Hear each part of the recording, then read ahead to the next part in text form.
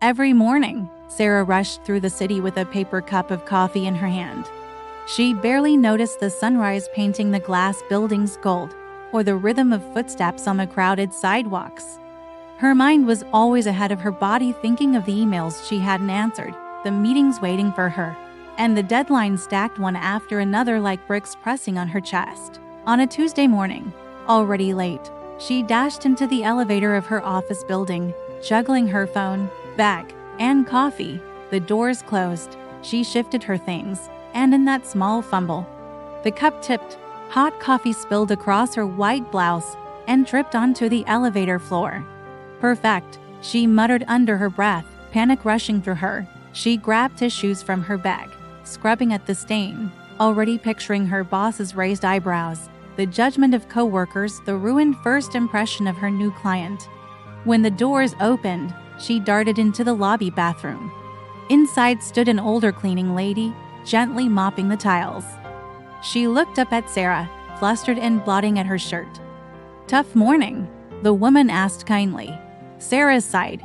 "I spilled coffee all over myself, and I have an important meeting in 10 minutes. Of course this happens now." "Just my luck." The woman leaned on her mop and smiled. "You know, I once had a teacher who told me that people are like cups. Whatever we fill ourselves with, when life bumps us, that's what spills out." Sarah blinked, caught off guard. "What do you mean?" "Well," the woman continued, "life will always bump you. Someone cuts you off in traffic. A boss criticizes you. A cup gets shaken. If your cup is full of anger, anger spills out. If your cup is full of fear, fear spills out. But if it's filled with patience, kindness, or gratitude, then that's what spills even when you're shaken." Sarah stood in silence, her stained shirt forgotten for a moment. The woman handed her a spare cleaning cloth. "Spills happen.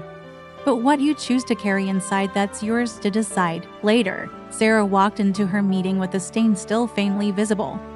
But instead of shrinking in embarrassment, she laughed at herself as she apologized. "This coffee decided to join us today," she joked. The client chuckled, the tension broke, and the meeting flowed easily. For the first time, Sarah realized that the world hadn't ended.